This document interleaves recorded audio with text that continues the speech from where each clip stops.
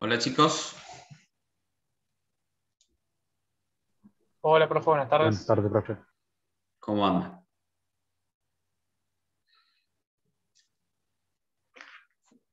Gente, eh, a modo de organización vamos a tratar de ir avanzando por cada uno de los grupos, ¿sí? Digamos, cada una de las unidades temáticas con respecto a las dudas. Entonces, si hay alguna duda de complejos, por favor, les pido que la realicen y así vamos a ir avanzando con cada una de las unidades, ¿tá?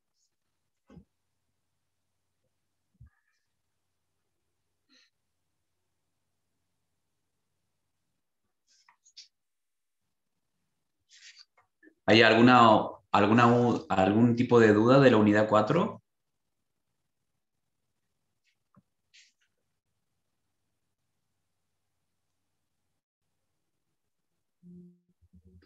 Eh, Ahí en el chat tiene una duda, profe, no sé si vio. sí, sí, sí, la estoy leyendo.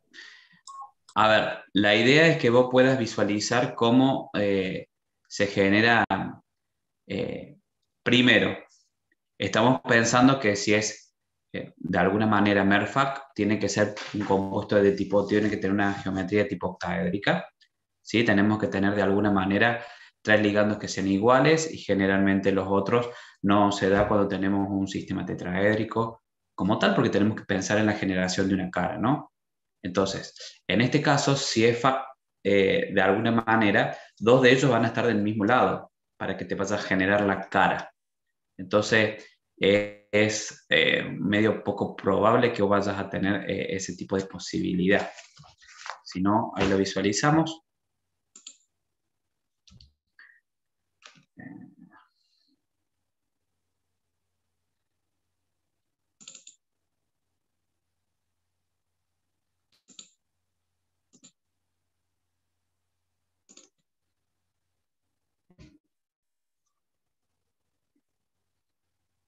La clase 5.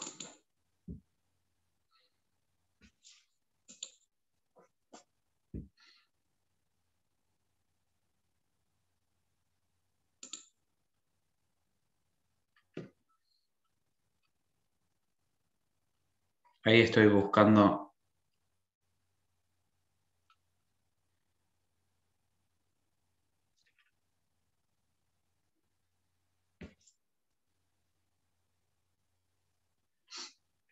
Para que lo puedan visualizar.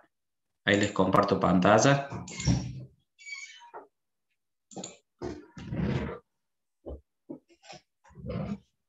No sé si lo pueden ver. Sí, profe, se ve.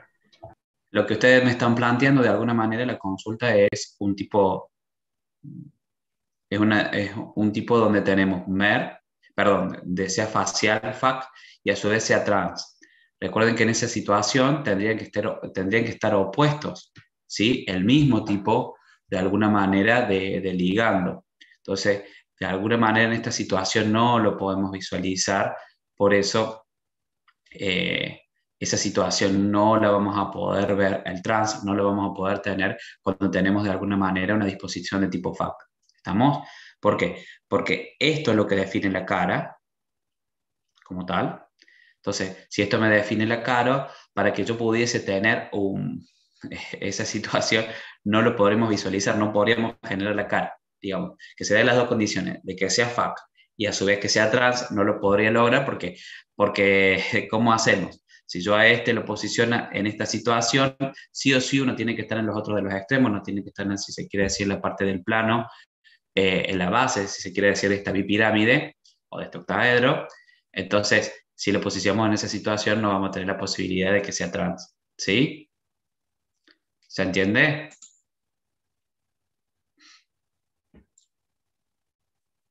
Luciano, ¿se entiende la respuesta?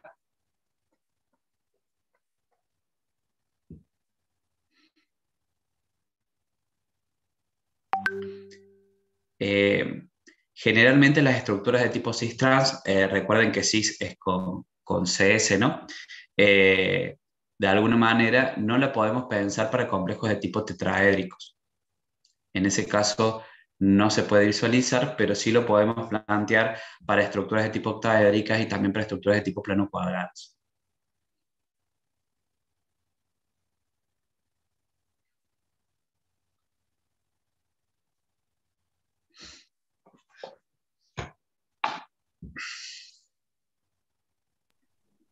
En el caso del tetraedro, decir un cis, un trans, es como medio complicado cómo uno lo visualiza que estén opuestos por el tipo de forma que va a tener la estructura.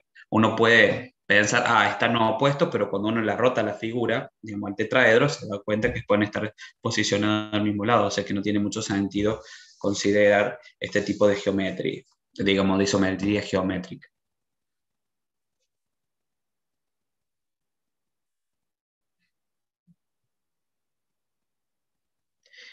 Lo podemos considerar que no tienen eje de simetría, claro.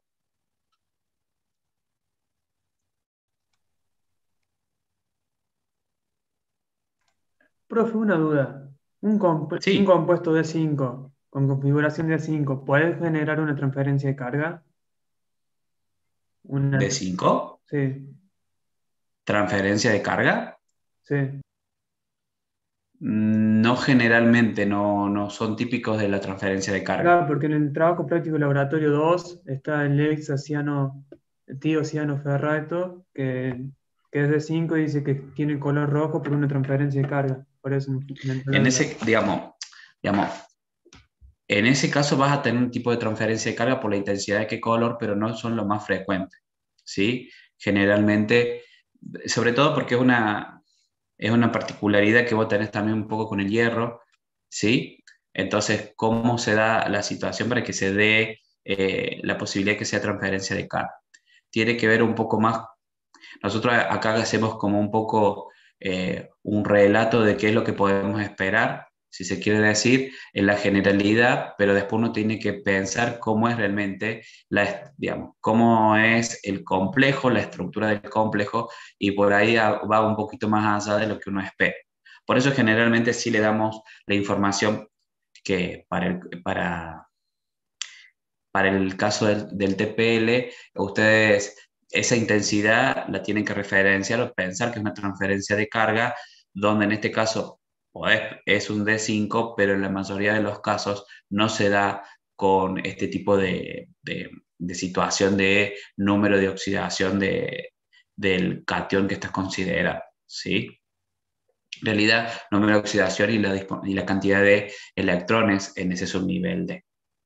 Entonces, particularmente para el ejemplo que me estás pidiendo, sí, yo te puedo decir, te puedo confirmar que es una transferencia de carga, pero no es lo habitual.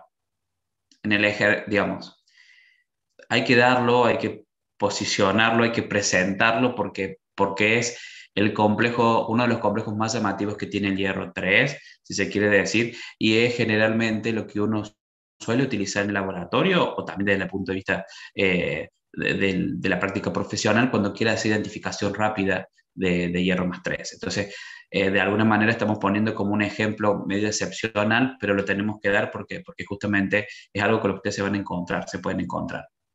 ¿Sí? Listo, profe, gracias. No, de Entonces, para nada. transferencia de carga, lo más común es un D0. Exactamente. Transferencia de carga, lo típico es un D0. Sí, señor.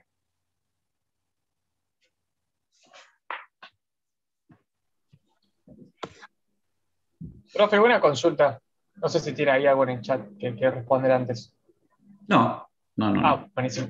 No me quedó muy claro la regla del aporte, la regla de selección. Cómo se cumple con los octaédricos, pero con los octaédricos no afecta, no me quedó muy claro. Vos lo que tenés que tener en cuenta que primero tenés que tener una molécula que sea centrosimétrica. ¿Sí? Eh, ¿Qué significa que sea centrosimétrica? Que sea una molécula simétrica de alguna manera. Entonces, en el caso de que vos tengas una si se quiere decir, una de estas, digamos, tenés una geometría simétrica, fíjate que para que se dé una transición de alguna manera, vos tenés que cambiar la paridad de la simetría, ¿sí? Entonces vos esperarías, por ejemplo, que en una transición de tipo de D no hay un cambio de simetría, ¿sí? No hay un cambio de la paridad, justamente de la simetría. Entonces, uno dice que cuando tenemos complejos que son simétricos, que generalmente uno lo puede visualizar cuando tiene un complejo octaédrico, que todos los ligandos son lo mismo. O sea, si vos, qué sé yo, tenés un complejo, uno de los complejos que ustedes tienen tienen ustedes en el laboratorio, que es níquel con amoníaco. Si vos tenés el níquel, tenés 6 amoníacos. En el caso del níquel con tenés amoníaco concentrado, esa es la estructura que vas a tener. No va a ser tetraédrico típico, digamos, no va a ser plano cuadrado, que suele ser típico. También lo puedes presentar el níquel tetraédrico, pero en este caso, cuando tenés altas concentraciones, va a ser octaédrico. Entonces vos tenés el níquel que está rodeado de 6 amoníacos. Entonces cuando ves esa molécula es simétrica, o sea, vos la partís, digamos, la ves, dibujás el octaedro, lo partís a la mitad, las dos partes son iguales. Si lo querés ver desde el medio, decir, me fijo en la pirámide de arriba, la pirámide de abajo, vas a ver que son simétricas como tal. Entonces eso te está dando la idea de que es un centro o una molécula que tiene un centro de simetría. ¿Estamos de acuerdo hasta ahí? Sí, profe, se entiende. Bien, entonces, una vez que uno empieza a analizar, una de las reglas de selección dice que tiene que haber un cambio en esta, digamos, si se quiere decir, cuando se da la transición. Y bueno, y eso no se permitiría cuando vos tenés un sistema de tipo DD, porque la transición es de tipo DD, para que vos lo puedas ver electrónica. Entonces, de alguna manera, no estaría permitida una transición de tipo DD cuando vos tenés una molécula que es centrosimétrica. ¿Por qué? Porque no vas a cambiar la simetría cuando se da la transición. Entonces eso hace de que vos pienses que en esas situaciones la probabilidad de esa transición no está permitida, ¿sí? Entonces, de alguna manera, ¿se pueden las transiciones? Sí, siempre que uno rompa o viole, si se quiere decir, con esa regla de selección. ¿Cómo se da de alguna manera que se pueda no cumplir la regla de transición? Bueno, porque recuerden ustedes que todas estas moléculas no son moléculas estáticas, o sea, no es que son enlaces tipo rígidos, sino que tienen vibración, tienen posibilidad de movimiento. Entonces, de alguna manera, esa posibilidad de vibrar que tienen las moléculas, en realidad tienen la vibración los enlaces, es lo que hace de que esta molécula continuamente no sea una molécula simétrica. Entonces, de alguna manera, cuando se pierde la simetría, es lo que justamente permite que se dé la transición de tipo DD. ¿Sí? Claro, por eso mismo, por ejemplo, en los prácticos de laboratorio, la profe Virginia decía que, bueno, si está permitido por spin la transición y por Laporte no, se lo toma como que la transición ocurre porque la regla de spin es como más importante que la de Laporte. Por eso mismo que Exactamente. usted... Ahí está. Es Buenísimo. como que Gracias, profe. hay, de alguna manera, eh, es como que si hubiese un orden de cómo se van dando las transiciones de tipo electrónica, ¿sí? Digamos, de orden de prioridad, no sé si de prioridad, sino como un orden de importancia en cada una de estas reglas de selección, ¿sí? Si uno no tiene prohibición de spin, aunque haya prohibición de de alguna manera uno puede garantizar la transición de tipo DD, porque seguramente lo mismo en algún momento hay posibilidades de poder tener la transición a pesar, por lo que les comentaba, porque se rompe la simetría de vibración. Pero el tema es cuando, por ejemplo, tenemos ahora algo permitido por la POR, pero no está permitido por spin. ¿Sí? Entonces ahí creventar, digamos, hacer, digamos, violar la regla de selección de spin es de alguna manera mucho más importante que la de la por eso las transiciones de alguna manera cuando tenemos una prohibición por spin son de menor probabilidad que se dé esa transición como tal, ¿sí? Y es justamente lo que de alguna manera ustedes en el teórico tienen al final una tablita que lo analicen con esos epsilon que yo les comentaba, que de alguna manera les está dando idea de cuánto es la probabilidad que tiene esa transición electrónica. Buenísimo, profe. Muchas gracias. Sí, cuando acá me preguntan que cuando se habla de más coloración se habla de intensidad de color, sí. Por un lado es la intensidad de color y por otro lado tiene que ver con el color per se. El color per se lo da la diferencia, si se quiere decir, lo da la energética involucrada en la transición, ¿sí? Entonces, dependiendo de cuánto es la energía que de alguna manera cuánto es la diferencia energética entre el orbital que se da, entre un orbital y el otro, donde se da la transición electrónica. Bueno, ahí vamos a tener, nos va a estar indicando eh, cuál es lo que se está absorbiendo y qué es lo que se está emitiendo de alguna manera, y eso justamente nos va a dar la intensidad de color. Eh, pero ese color, perdón, eso nos puede dar el color, pero la intensidad de color va a estar relacionada de alguna manera con cuán prohibida o no está esa transición electrónica, ¿sí?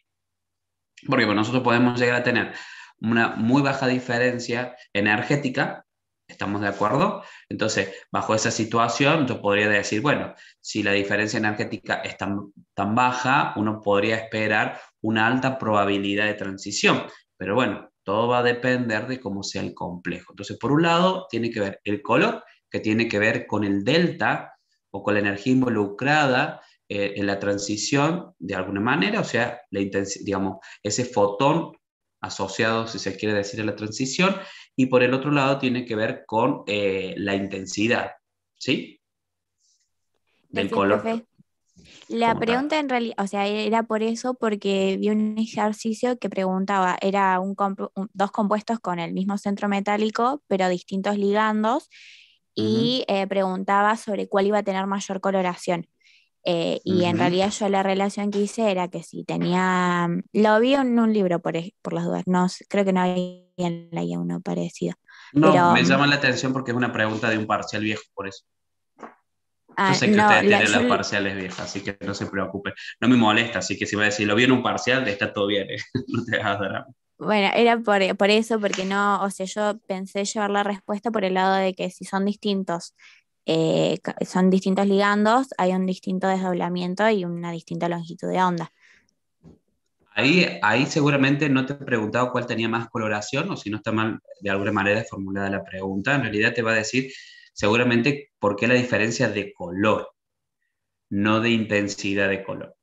¿Sí? O Claro, sea, yo la vi con más coloración, por eso me generó la duda, porque no, yo llevé la más coloración como intensidad y no, no, no no, no, sabía no, cómo más responder. coloración no. Tiene que ser porque seguramente esa pregunta apunta. Por eso te vuelvo a preguntar, porque por ahí, si es una pregunta de parcial que anda dando vuelta, esa pregunta seguramente alguien la copió mal.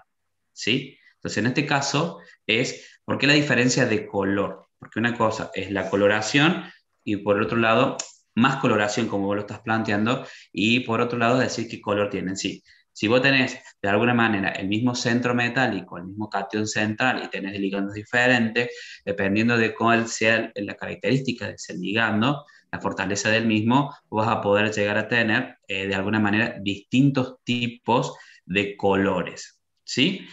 Y también puede llegar a ser que tengas distintos tipos de colores y a su vez, si se quiere decir, puedes llegar a tener distintos tipos de intensidad de color.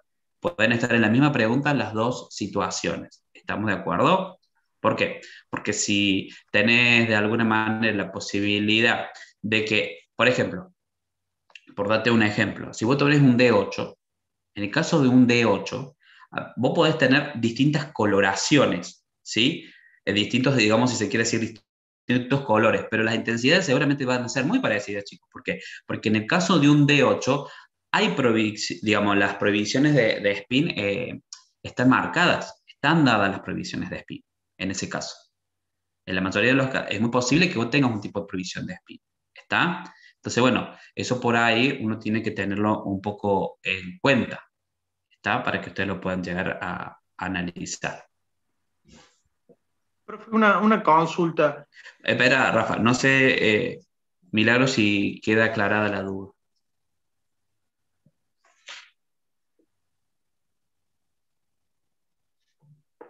Perfecto. Sí, te escucho. Eso que estaba hablando recién tiene que ver con la serie espectroquímica de los ligandos. Sí, está relacionado con eso. Ah, listo. Dependiendo de cuál sea la fortaleza del ligando, está relacionado Claro, de alguna manera con eso. Sí. bueno, eso era, profe, gracias.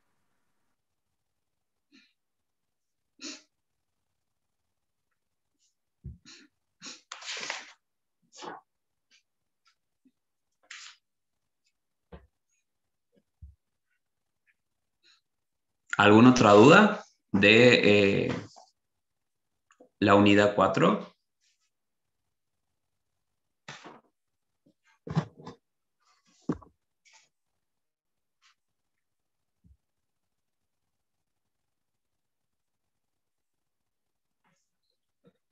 Bueno, si no, pasemos a la unidad 5. En la unidad 5 tenemos hidrógeno, tenemos grupo 1 y tenemos grupo 2.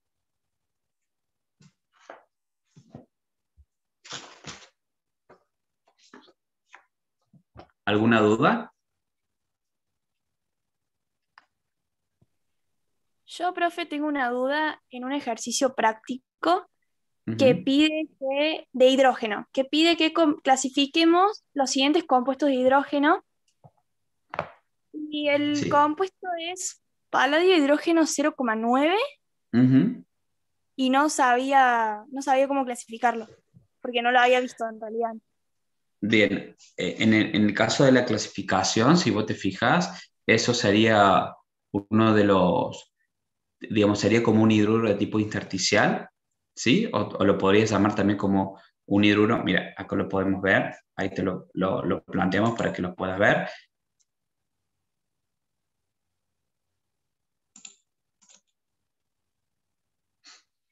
Pero lo que tenés que remarcar en este caso, que es por ahí de mayor importancia, es que, a ver,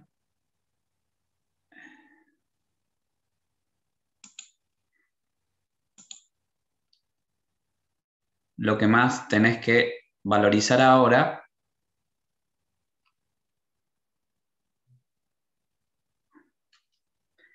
son de este tipo, de hidruros de tipo intersticiales, y lo que más tenés que remarcar acá conceptualmente es que de alguna manera son no estequiométricos. ¿Esto qué significa? Pues acordate que de alguna manera el hidrógeno se va a estar posicionando en el intersticio. Vos tenés de alguna manera el metal y en los huecos intersticiales que vos vayas a tener dentro de un átomo y el otro, donde se va a estar alojando el hidrógeno.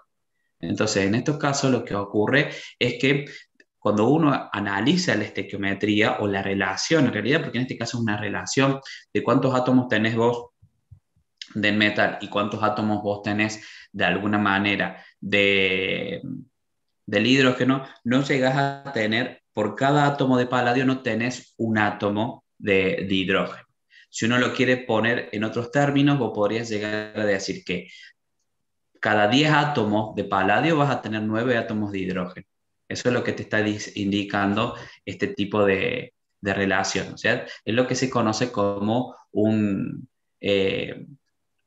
compuesto que no tiene una estequiometría definida. ¿Está? Y aparte, ¿por qué se dice que generalmente son no estequiométricos? Porque depende de cómo se dé la síntesis del proceso. Hoy podés tener paladio y podrías tener de hidrógeno, por decirte, 0,9, podría ser 0,7. ¿Está? Esa es un poco la idea de considerar este tipo de situación. ¿Está? Claro, sí, ahora entiendo. Muchas gracias, profe. No, de nada.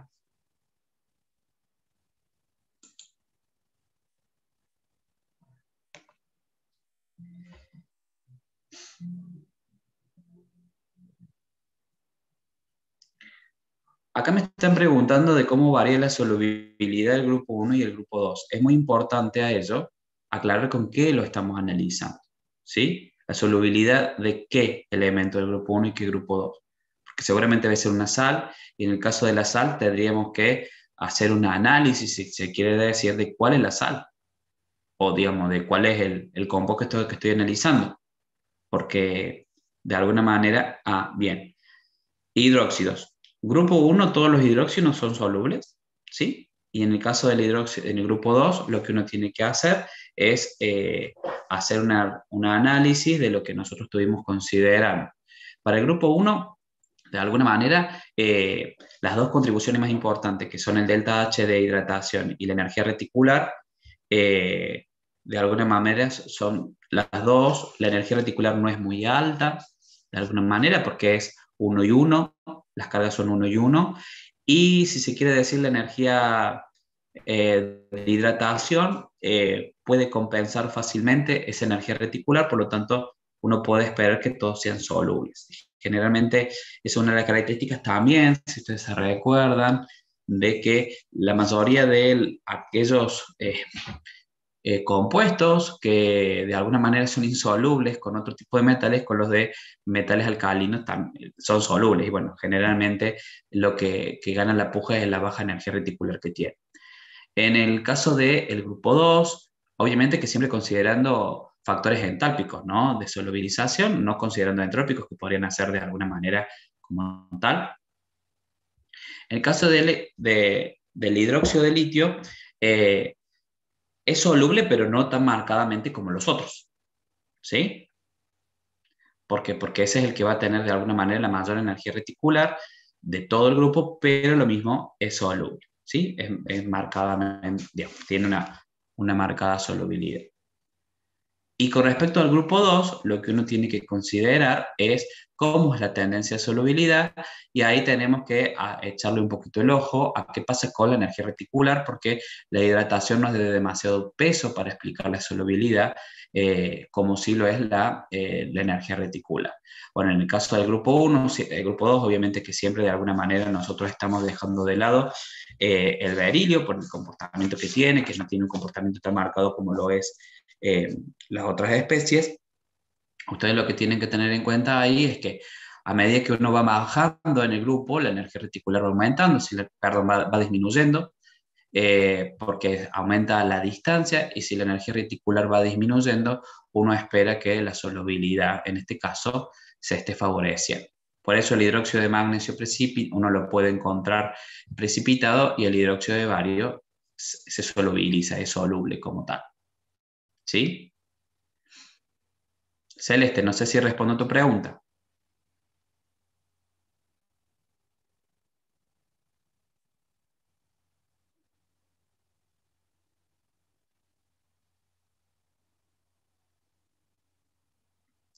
Sí, sí lo podría solubilizar, pero agregándole un ácido. O sea, si vos le agregás un ácido, por ejemplo, podés agregar ácido nítrico o ácido clorhídrico, y vos generas una reacción de tipo ácido-base, y bajo esas condiciones lo solubilizás. Ya no tenés más el hidróxido como tal, ¿no?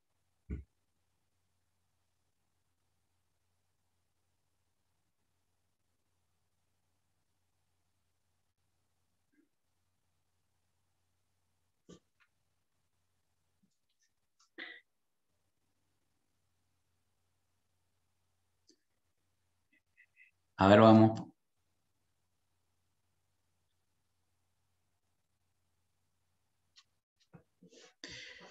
Eh, el delta H el delta H de hidratación dice por qué está relacionado. Me preguntan por qué el delta H de hidratación está relacionado con la densidad de carga. Puede ser la densidad, a ver, estamos hablando de la densidad de carga de una especie con carga, ¿no? Porque acá, digamos, dice, habla de la densidad de carga del metal. Sería la densidad de carga de alguna manera del catión metálico, ¿sí? Entonces, estamos analizando la densidad de carga, puede ser un anión, digamos, puede ser, perdón, un ion, puede ser catión o puede ser anión. ¿Y por qué está relacionado? Porque de alguna manera, vos acordate que cuando pensamos en un proceso de hidratación, el proceso de hidratación es un proceso de formación de un complejo. Ahora vos tenés el ion, y alrededor del ion se están, digamos, si se quiere decir, se están acomodando, se están posicionando ligandos, que sería en este caso el agua, que están haciendo que justamente la especie de interés que vos estás analizando se está solo, digamos, se está hidratando. Entonces, de nuevo, mientras mayor sea la densidad de carga de esa especie, más favorecida va a estar justamente la formación de ese complejo. ¿Sí? En este caso, esta formación del complejo va a ser justamente, como es agua, que estamos considerando solvente, estamos favoreciendo la hidratación, y por eso justamente hay una relación entre el tache de hidratación con la densidad de carga. ¿Sí? ¿Se entendió, Cata? Perfecto.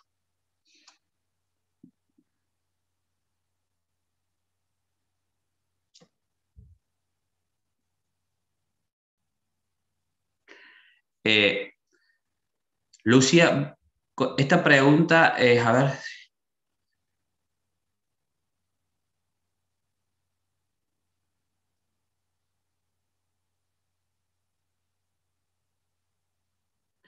voy a tratar de responder esta pregunta, pero no sé si es justamente de esta unidad, pero vamos. Me preguntan con respecto a marcha de cationes. Si tengo un complejo amoníacal y le agrego ácido concentrado, ¿se deshace? ¿Queda el catión libre? Bueno, eso sería una alternativa, porque vos cuando le agregás, si se quiere decir un ácido concentrado, lo que vas a estar también, acá hay que un poco analizar cuáles son el juego de constantes, pero en este caso, vos lo que tenés que tener en cuenta es que estarías protonando el amoníaco, ¿sí?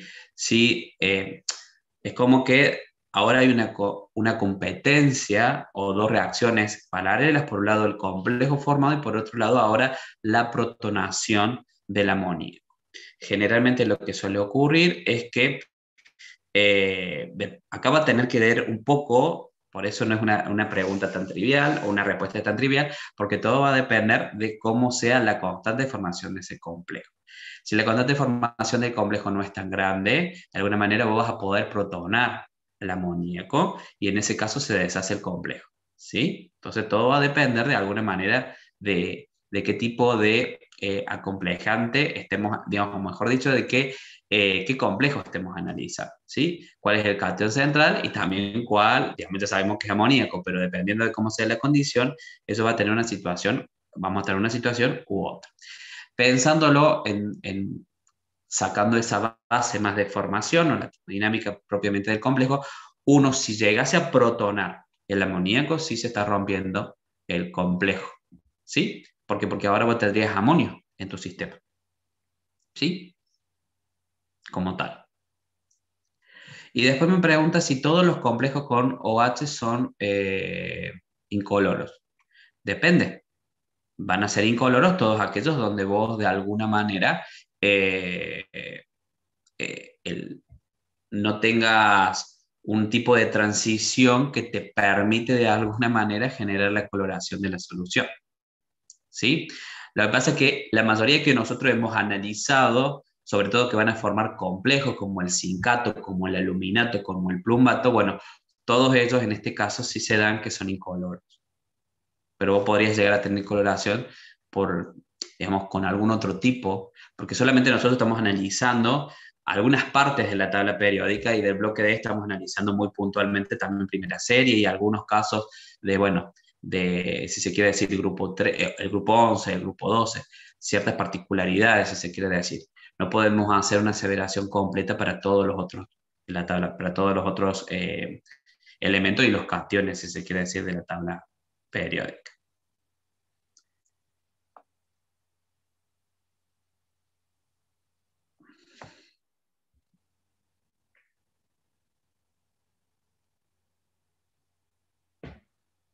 No, me preguntan acá, ¿el resto de los hidróxidos del grupo 2 los podemos considerar solubles? No. En realidad, el único que uno puede considerar soluble de todos es el hidróxido de bario. La mayoría de los otros tienen alguna constante, un KPS asociado que es bastante importante, digamos, y uno, obviamente que la solubilidad cambia, es distinta, ¿sí? Pero uno en el laboratorio, si pone una solución tanto de magnesio como de calcio como de estroncio y le agrega una gotita de hidróxido, seguramente lo que vamos a ver son distintas cantidades de precipitado, donde mayoritariamente lo tenemos en el magnesio, en mayor proporción en el calcio y en menor proporción en el estroncio, pero en todos los casos vamos a ver, si se quiere decir, un poquito de precipitado. ¿Está? El que uno de alguna manera espera que no haya precipitado como tal es en el caso del bario.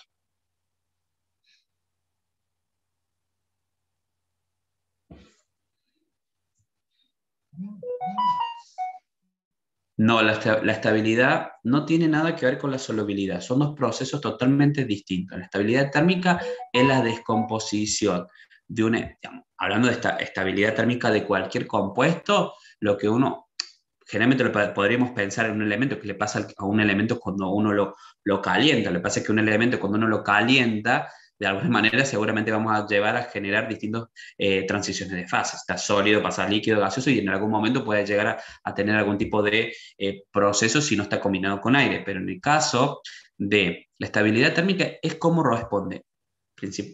Generalmente se hace el análisis para compuestos. ¿Cómo responde un compuesto cuando nosotros lo calentamos? A eso apunta. Entonces, no está involucrada el agua.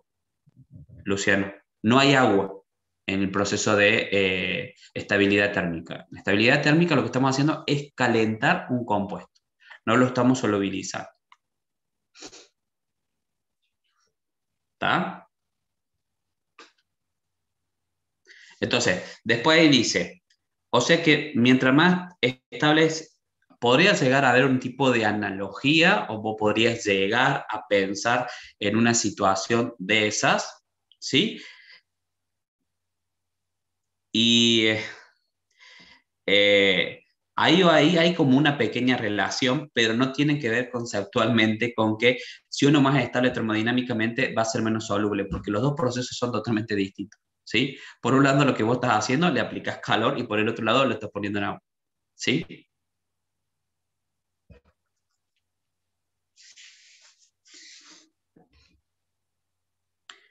Tu pregunta, Luciano, es una pregunta que podría tranquilamente estar en un parcial porque conceptualmente tenés varias cosas involucradas ahí, ¿sí?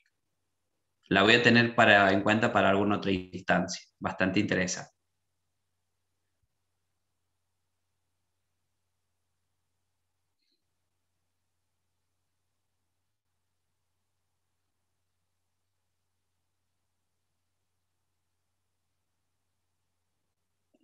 Todo compuesto que de alguna manera tenga un KPS. Obviamente que una cuestión es el valor del KPS y por otro lado es la solubilidad. Ustedes recuerden que puede haber dos compuestos que tengan KPS parecidos, pero solubilidades distintas, porque todo tiene que ver de cómo es la estequiometría de ese compuesto. Pero generalmente, cuando uno tiene valores ya de 10 a la menos 10, no hay duda de que ese compuesto va a ser insoluble. Cuando el valor del KPS es 10 a la menos 10, les doy casi por sentado que es insoluble. A ver, algunos para que ustedes lo puedan tener de referencia, que aparecen.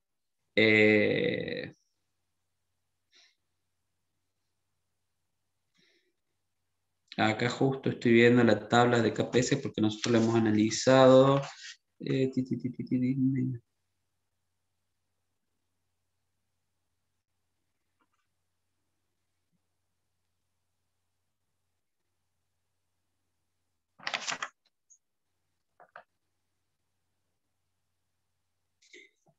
No.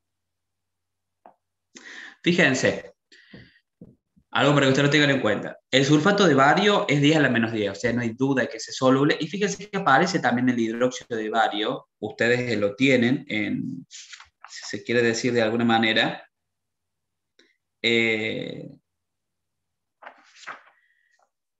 Ustedes también lo tienen el hidróxido de bario. Fíjense que la constante es de 10 a la menos 3. ¿Sí? O sea, el hidróxido de bario también tiene de alguna manera tendencia, pero su constante es tan pequeña que uno lo puede considerar soluble. Entonces, generalmente uno ve valores de 10 a la menos 10 y no hay duda, Matías, de que ese compuesto es insoluble. ¿Sí? Más allá de la estequiometría del compuesto, a eso apunto.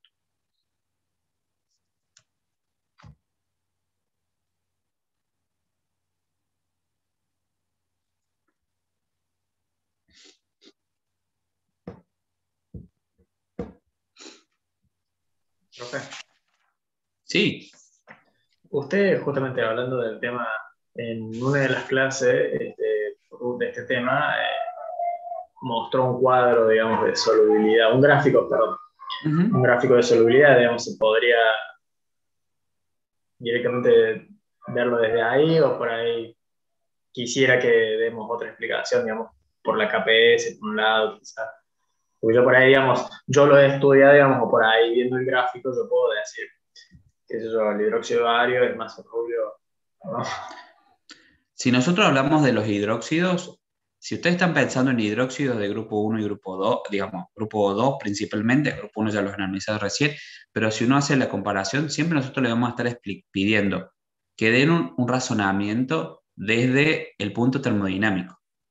Digamos, vos podés dar una explicación, sí, pero porque la constante, si compara la constante del hidróxido de magnesio y el hidróxido de bario, el del bario es a la menos 3 y la del magnesio, ahora no la recuerdo, pero es un poquito, me parece que a la menos 11. Fíjense, bueno, entonces, como el KPS del hidróxido de magnesio es menor, mucho menor que la del hidróxido de bario, uno puede decir, bueno, entonces el hidróxido de bario es soluble y la del magnesio es insoluble. Ajá. ¿Y a qué se debe eso? Esa sería nuestra pregunta. Porque eso fue algo que nosotros hemos analizado y valorado, es decir, cuáles son las contribuciones termodinámicas que hacen que uno pueda explicar esas diferentes KPS, ¿sí? Esos diferentes KPS. ¿Se entiende, Javi? Sí, perfecto. Gracias.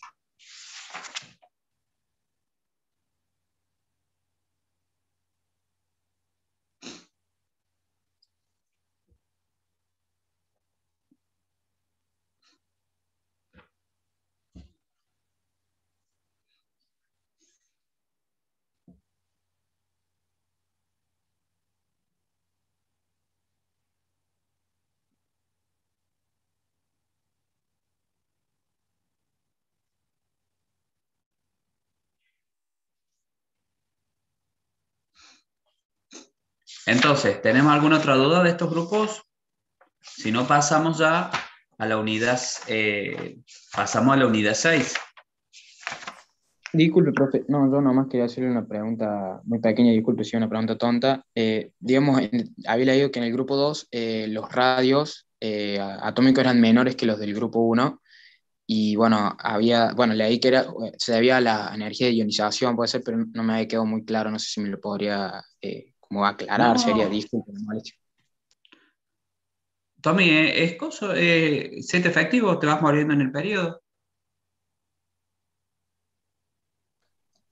Listo, por eso, disculpe. Acordate, vos cuando te vas moviendo en el periodo, acordate que si te vas moviendo de izquierda a derecha, la tendencia es que el set efectivo vaya aumentando, porque acordate que la carga nuclear ya de por sí va aumentando, la cantidad de electrones que se van incorporando, de alguna manera no genera un apantallamiento tan importante porque se están posicionando en el mismo nivel, y eso es justamente de que el radio sea más pequeño. Perfecto, perfecto, gracias, disculpe, perdón. No, y a su vez acordate que cuando vos comparas cargas, si eso pensando en radio atómico, pero si pensás a su vez en radio iónico, acordate que generalmente el grupo 1 tiene una sola carga y el radio 2 tiene dos, o sea que ya de por sí el radio es más pequeño, atómico, y ahora mucho más pequeño cuando se contrae por tener dos cargas positivas.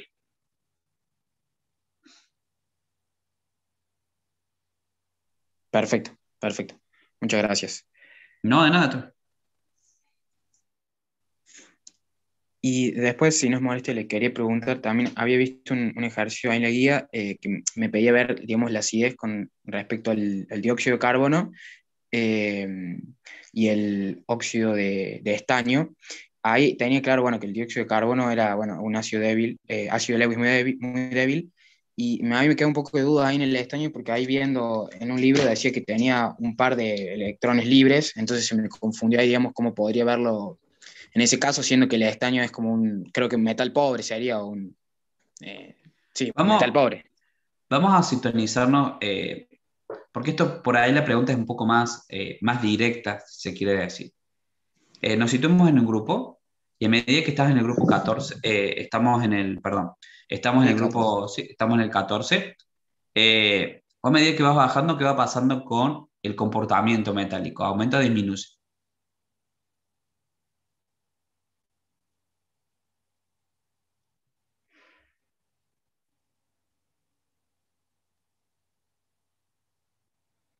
Y ahí ya son metales, digamos, ahí ya, Claro, va aumentando. Entonces, acá la idea es analizar qué tipo de óxido es. El óxido, el anhídrido carbónico, ¿qué tipo de óxido es? Y ahí sería un óxido ácido. Exactamente. ¿Y el óxido de estaño, qué tipo de óxido es? Básico. Bien, y entonces con eso respondemos la respuesta, ¿cuál va a ser el que sea más ácido? Muchas gracias, sí. Disculpe, no, me pongo a pensar por ahí de la electronegatividad, por ahí como lo hacemos en general, pero no, era más simple, digamos, que eso. Gracias. Es que acá lo que tenés que tener en cuenta, Tommy, es más allá del análisis, vos por lo primero que ustedes tienen que hacer es no olvidarse el principio básico de cuando formamos compuestos. ¿Qué estamos combinando? ¿Sí? ¿Qué estoy combinando? Entonces, a pesar de que la diferencia no va a ocurrir, pero si la diferencia de electronegatividad les diese 2, pero estoy poniendo un metal y estoy poniendo un no metal y un no metal, hay un caso Lo mismo eso va a ser un enlace de tipo covalente. ¿Estamos?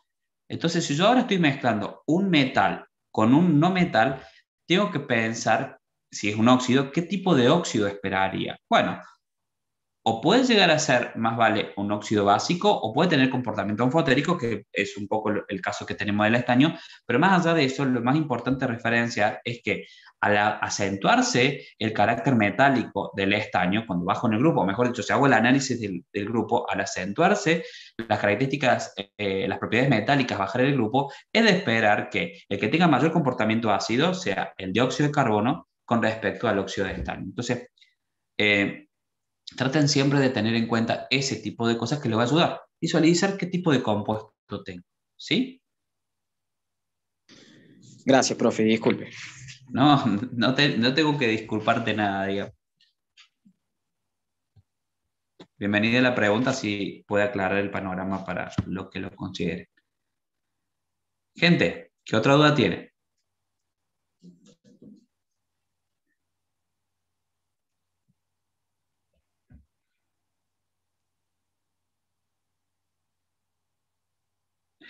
Son anfotéricos, en realidad. Sí, los dos tienen comportamiento anfotérico, pero la pregunta acá, le está diciendo en el grupo 13, es ¿cuál es el más ácido? ¿Está?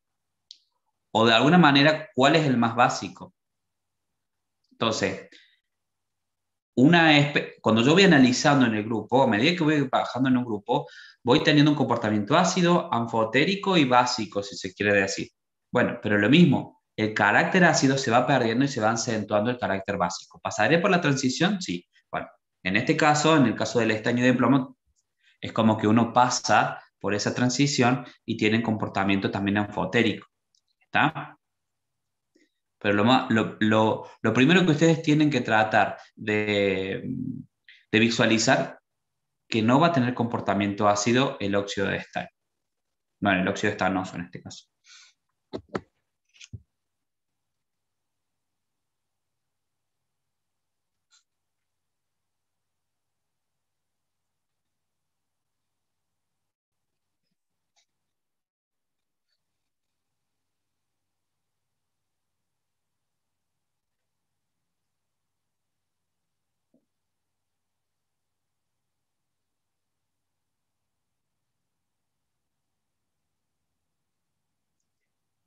En ese caso, si es concentrado, es como lo tenés en el laboratorio, que en el laboratorio se llega a formar el complejo octaédrico.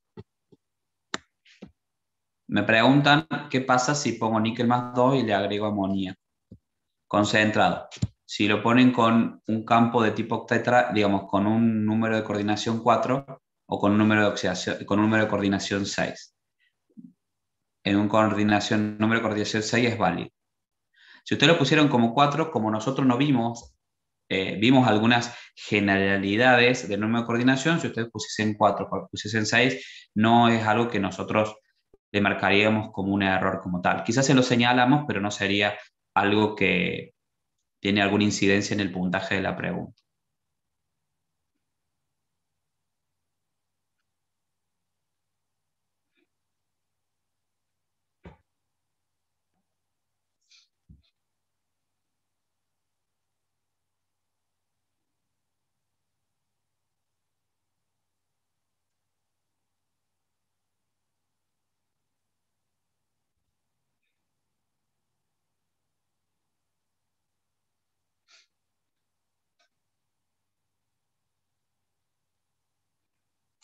Chicos, ¿alguna otra pregunta?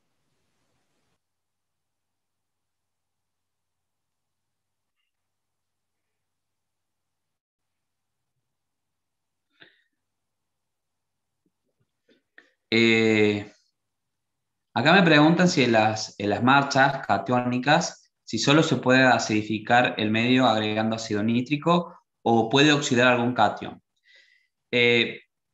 Generalmente es muy raro que, generalmente ya el catión, si está en solución acuosa, si se quiere decir, decirlo de alguna manera, es muy posible que ya tenga con el número de oxidación máximo. No sé si apuntamos a eso, Rafa.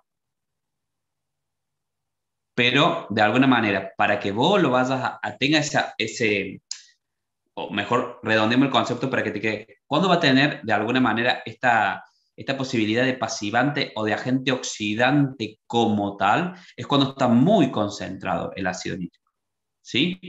Y generalmente cuando vos querés solamente acidificar la solución, no lo vas a poner tan concentrado, ¿está? Generalmente con que vos le pongas, qué sé yo, 1 o 2 molar es suficiente. Cuando nosotros queremos, por ejemplo, hacer el práctico para que, para que lo acidifique, para que realmente, por ejemplo, el típico ejemplo del cobre más el ácido nítrico, que ahí sí el ácido nítrico está provocando que se oxide el cobre. Si no mal recuerdo, la concentración que ustedes utilizan es de 8 molar. ¿Sí?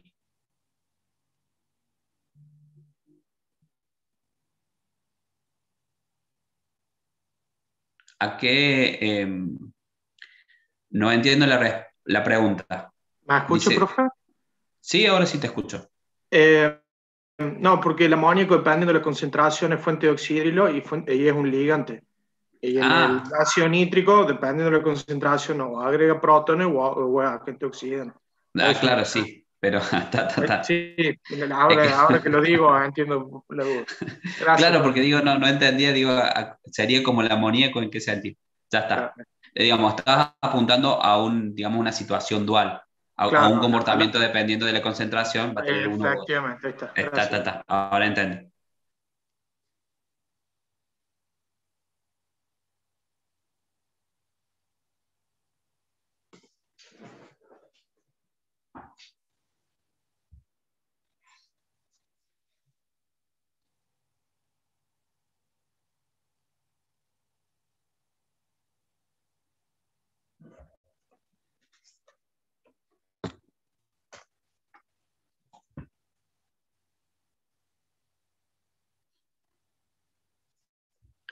Hacia allá vamos, Dafne, porque no, perdón, Lucía, porque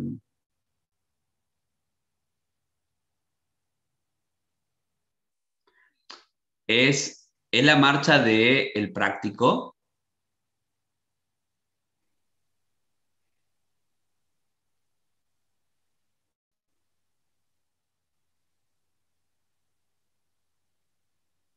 Lucía.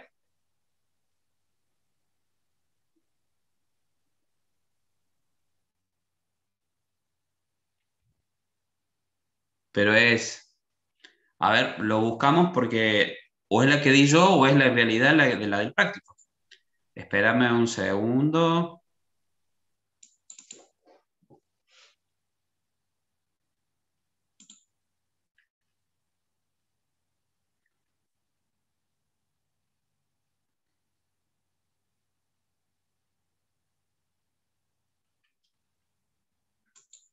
Vamos a ver si es esta, porque si esta es la del práctico.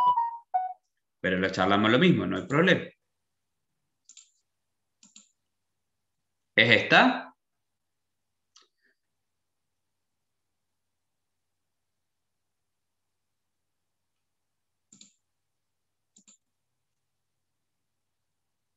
No, no es esa.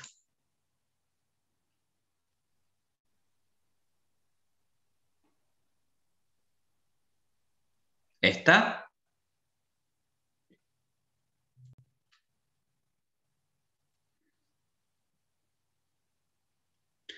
Bien, porque fíjate, nosotros veníamos acá de una situación. Al B,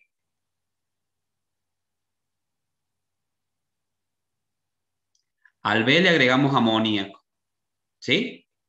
Tenemos el precipitado. Ahora seguimos trabajando con el sobrenadante. Este sobrenadante tiene amoníaco, ¿sí? Entonces, acá nosotros a este sobrenadante, de alguna manera, le agregamos un poquito de ácido, pero no necesariamente todo ese ácido va a accionar. ¿Estamos? Entonces, no te indica bajo esas condiciones que estamos poniendo ácido suficiente, sino que lo que estamos haciendo generalmente es poner la granada de zinc, el ácido, pero generalmente el ácido para que promueva un poco la reacción, pero eso no necesariamente, de alguna manera, te libera todo el amoníaco, ¿sí?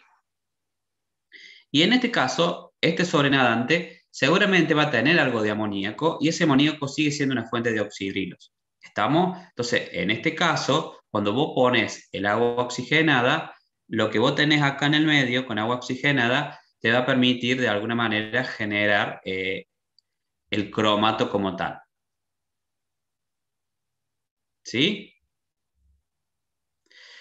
En realidad vos tenés que tener en cuenta que vos tenés que trabajar sobre este sobrenadante, pero pensalo de esta manera.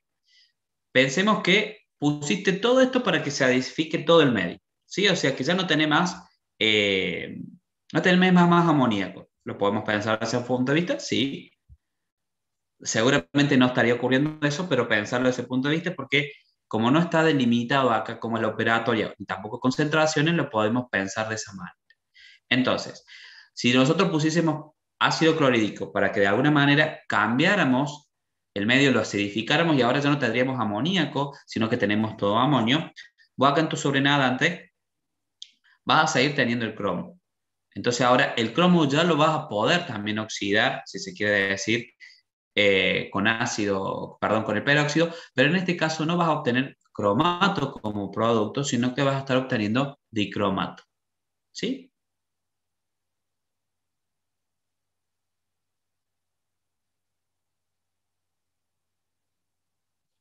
Perfecto. No, de nada.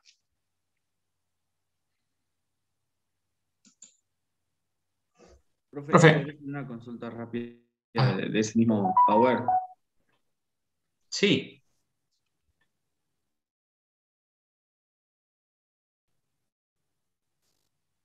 sí. En la otra marcha catónica, la que había puesto al principio, no, la otra, la que, la primera que había abierto. Está. Esa, esa. Creo que lo había explicado en el día del teórico, pero no me acuerdo y después me surgió la duda. Del cromo, ¿por qué cuando agregás el amoníaco, por ejemplo, el cobre generaba el compuesto amoníacal y el cromo, que también puede generar compuesto amoníacal, no lo formaba? Porque para lograr la formación del cromo, vos tenés que trabajar con una concentración muy marcada de amonía.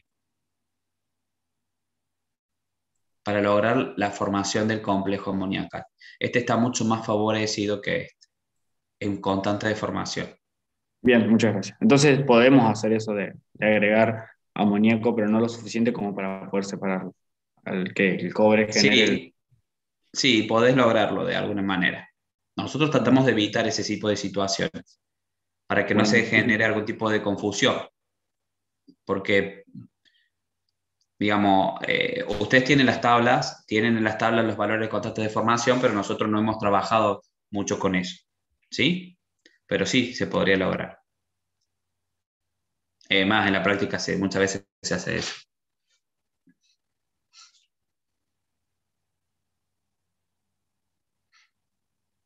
Sí, alguien más me va a preguntar algo de acá, de esta diapositiva. yo le iba a preguntar eso, pero era la misma pregunta. Así que, Perfecto. igualmente, cuando explicaba la profe, decía que la concentración en aceite molar, ¿qué tanto más concentrado tiene que ser el amoníaco para que genere el complejo? Y podés llegar a tener un amoníaco puro, digamos. Ah, bueno, No puro, pero de una proporción mucho más marcada. está bien. Listo.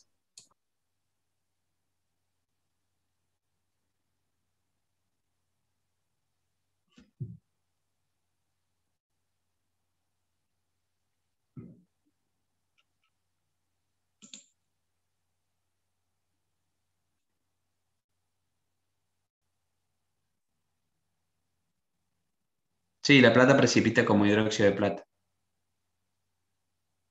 Me pregunta qué pasa si a la plata le agrego hidróxido. Precipita como hidróxido de plata. Y si lo dejas evolucionar, eso generalmente termina en óxido de plata.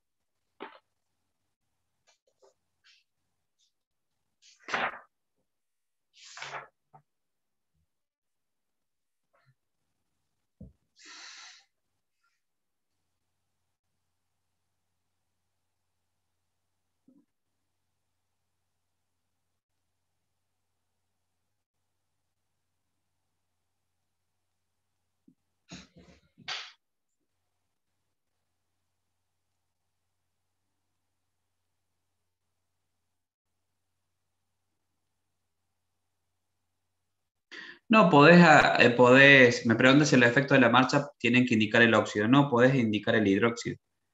Total, cuando vos haces el agregado, inicialmente vas a tener el hidróxido y después va a evolucionar el óxido.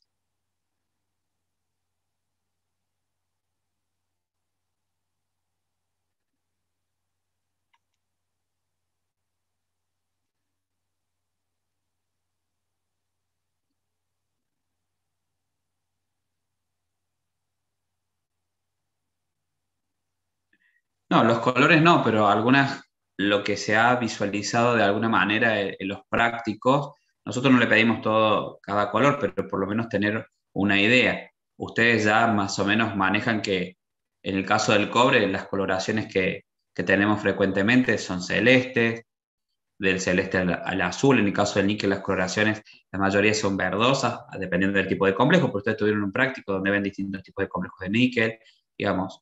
Generalmente no le pedimos demasiado hincapié, pero ustedes es algo que lo pueden ir considerando.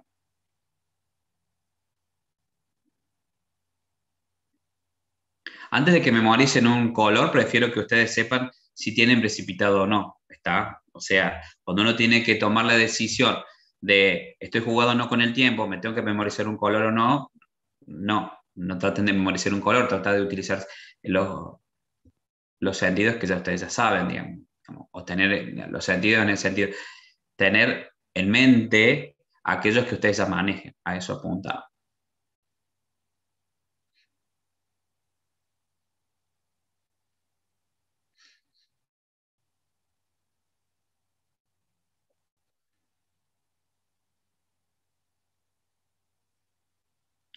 Gente, ¿alguna otra duda?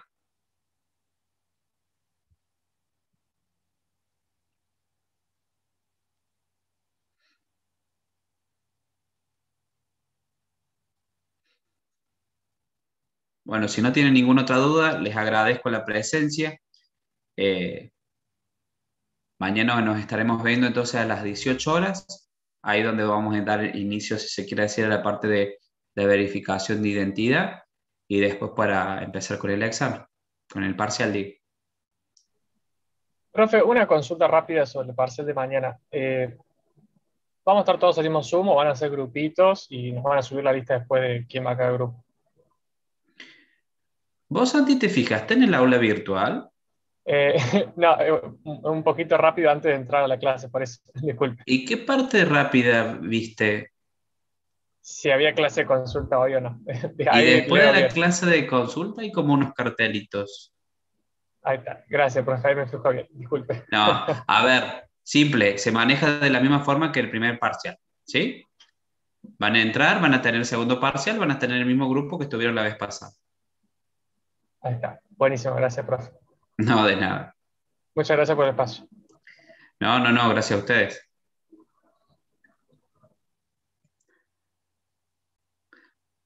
Bueno, gente, eh, agradecer de nuevo la conexión y nos estamos viendo mañana, ¿sí? Recuerden, estudien hasta una hora, 2 horas antes, después ya es necesario despejar neuronas. Cuando uno quiere acobachar toda la información a último momento, toda la información que tenía antes almacenada, se empieza como a perturbar de alguna manera, empecemos a hacer mezcla. Entonces, tomen el consejo de alguien que él tuvo que laburar mucho para la carrera y por ahí tenía que no tomar decisiones que estudiar. Siempre estudiaba hasta 1 hora o 2 horas antes. Antes, más tiempo no, porque después como que me daba cuenta de que hacía varios. Generalmente iba con todo visto antes, pero aquello repaso grueso, bueno, por ahí sí repaso, pero estudio no porque generalmente termina de generar perturbación en lo incorporado previamente. ¿Sí? Buenísimo, profe. Buen consejo. Bueno, gente, Gracias. nos estamos viendo. Chaucito. Profe, Sí. las profes del práctico, usted nos van a dar como una guía de cómo se resolvía el parcial en el caso de, como para el primer parcial que que las profes de práctico nos mostraron más o menos cómo era. No, en este caso no creo que vayamos a tener esa oportunidad. Van a ser en base a las devoluciones que ustedes vayan a tener Bueno, en tu caso NASA no, pero generalmente las devoluciones las hacemos por el aula virtual, ¿sí? Y ahí es donde van a encontrarse, si se quiere decir, con aquello que esté bien y con aquello que no esté bien, y con de alguna manera, un indicio, ¿sí? Pregunta porque como este parcial es un poco más teórico que el anterior, por ahí como para ver los conceptos, o para ver a dónde nos habíamos equivocado, pero bueno. En re- si no, ¿me esperas un segundo? Porque vos no me mandaste un mail, NASA. No, sí, sí. Lo que pasa es Entonces, que sí, es que estoy viendo, en realidad no estoy segura si voy a rendir mañana o no. Lo que pasa es que no sé si voy a las tener una compu devoluciones se hacen, a disponible ver, mañana. las devoluciones en realidad se hacen a la gente que lo rinde, ¿sí? Por mail, digamos, como retroalimentación, si se quiere decir. Pero esa posibilidad que tuvieron la vez pasada de tener una clase donde se les daba una devolución del parcial, en esta oportunidad ya no la vamos a tener. ¿Está? Porque no nos dan los tiempos, esa es la idea. No, sí, Hay que... sí, no, era para saber nomás. Lo que pasa es que sí le mandé un mail, lo que pasa es que yo tenía un problema porque no sabía si iba a tener una compu disponible el jueves, pero no sé, estoy viendo de ir a la casa de un familiar a rendir o algo así, pero no sé si voy a llegar, pero si llegaba era para saber si me iban a dar devolución, o capaz en el recuperatorio, capaz daban una corrección o algo así.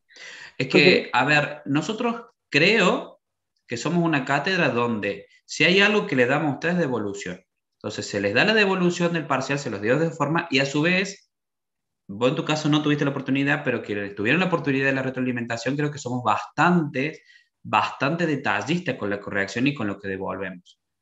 No es que le ponemos, no está bien, no está mal, sino que decimos, no está bien por esto o por aquello.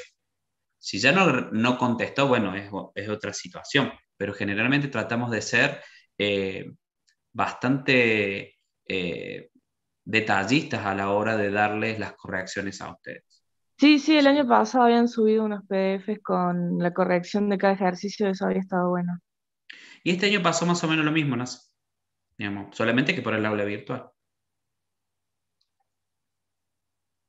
Sí, sí, yo no sabía porque como yo rendí el oral. Por eso, pero esa es la Bueno, mecánica. gracias, profe. No, era para No, de saber nada. nomás, porque el año pasado me costó un poco este parcial y bueno, nada, era para saber, pero no hay problema. No, no creo que tampoco nos vayan a dar los tiempos para que de alguna manera podamos realizar esa devolución, ¿sí?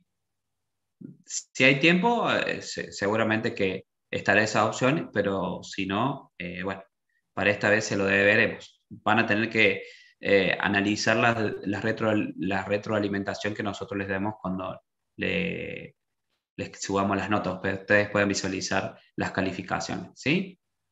Dale, profe, gracias. No de nada.